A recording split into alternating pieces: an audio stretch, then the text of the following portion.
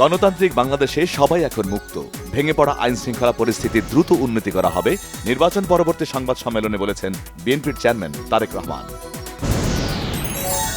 BNP মহাসচিব মির্জা ফখরুল ইসলাম আলমগীর বলেছেন, এবারের নির্বাচনে জয় হয়েছে উদারপন্থী গণতন্ত্রের। তারেক রহমানের হাতকে শক্তিশালী করে ভালোবাসার বাংলাদেশ গড়ার আহ্বান। ত্রয়োদশ জাতীয় সংসদ নির্বাচনের ফলাফল মেনে নিয়ে শান্তিপূর্ণ ও দায়িত্বশীল বিরোধী দল হিসেবে কাজ করার ঘোষণা বাংলাদেশ জামায়াত ইসলামীর আমির ডাক্তার শফিকুর রহমানের। ৩০টি সংসদীয় আসনে চরম অব্যবস্থাপনা ও পক্ষপাতিত্বের অভিযোগ তুলে পুনরায় ভোট গণনা এবং বিজয়ীদের শপথ গ্রহণ স্থগিতের আবেদন করেছে জামায়াত ইসলামী। ওভাররাইটিং করে ঢাকা ১৩ এর ফলাফল প্রভাবিত করা হয়েছে, অভিযোগ খেলাফত মজলিসের আমির মাওলানা মামুনুল হকের।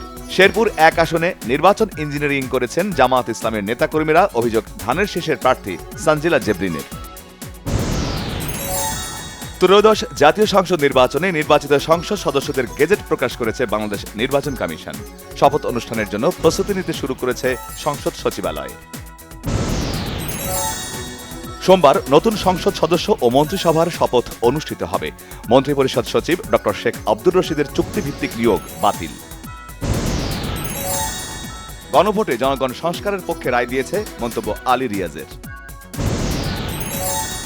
ত্রয়োদশ জাতীয় সংসদ নির্বাচনে বিপুল সংখ্যাগরিষ্ঠতা নিয়ে জয়লাভ করায় বিএনপির চেয়ারম্যান তারেক রহমানকে শুভেচ্ছা ও অভিনন্দন জানিয়েছেন প্রধান উপদেষ্টা ডক্টর মোহাম্মদ ইউনূস। জামায়াত ইসলামী একটি গঠনমূলক ও দায়িত্বশীল বিরোধী শক্তি হিসেবে জাতীয় সংসদ ও রাজনৈতিক অঙ্গনে সক্রিয় ভূমিকা পালন করবে বলে আশা প্রধান উপদেষ্টা ডক্টর মোহাম্মদ ইউনূসের। এনসিপি গঠনমূলক, যুক্তিনিষ্ঠ ও দায়িত্বশীল রাজনৈতিক চর্চার মাধ্যমে গণতন্ত্রকে আরও শক্তিশালী ও প্রাতিষ্ঠানিক রূপ দেবে আশা প্রকাশ করেছেন প্রধান উপদেষ্টা অধ্যাপক ডক্টর মোহাম্মদ ইউনূস।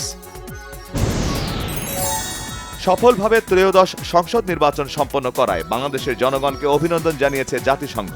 একটি শান্তিপূর্ণ ও সমৃদ্ধ জাতি গঠনে পূর্ণ সহযোগিতার আশ্বাস।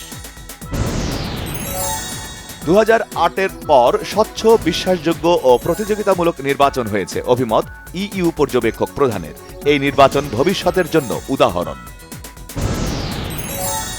দলের নাম ভাঙিয়ে কেউ চাঁদাবাজি ও সন্ত্রাসী কর্মকাণ্ড করলে তার বিরুদ্ধে কঠোর ব্যবস্থা নেওয়া হবে, হুঁশিয়ারি ঢাকা ৬ আসনে নবনির্বাচিত সংসদ সদস্য ইশরাক হোসেনের। ফাগুন মানে নতুনের আহ্বান, আর সেই দিনেই ভালোবাসার ঘোষণা ১৪ ফেব্রুয়ারি। বসন্ত আর ভালোবাসা যেন হাত ধরাধরি করে নামে রাজধানীর পথে। ইরানে শাসন ব্যবস্থার পরিবর্তনই সবচেয়ে ভালো সমাধান হতে পারে বলেছেন যুক্তরাষ্ট্রের প্রেসিডেন্ট ডোনাল্ড ট্রাম্প। রাষ্ট্রের মতো বাংলাদেশের ক্রীড়াঙ্গনকে ঢেলে সাজানো পরিকল্পনা করেছে বিএনপি। সরকার গঠনের পর ক্রীড়াঙ্গনের সংস্কার ও ফেডারেশনগুলোতে দক্ষ সংগঠকদের গুরুত্বপূর্ণ দায়িত্ব আনার পরিকল্পনা রয়েছে দলটির। এবারের টি-20 বিশ্বকাপে সর্বোচ্চ রানের স্কোর গড়ল আয়ারল্যান্ড, ওমানকে হারালো ৯৬ রানে।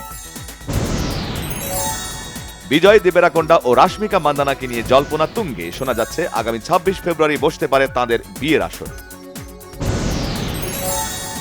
১০ বছর পরও শুরু হয়নি ছবির কাজ, করেছেন চুক্তিভঙ্গ। এর জেরে এবার দক্ষিণী অভিনেতা আইনি নোটিশ পাঠিয়েছে প্রযোজনা সংস্থা থেরান্ডাল। চাওয়া হয়েছে মোটা অঙ্কের জরিমানাও।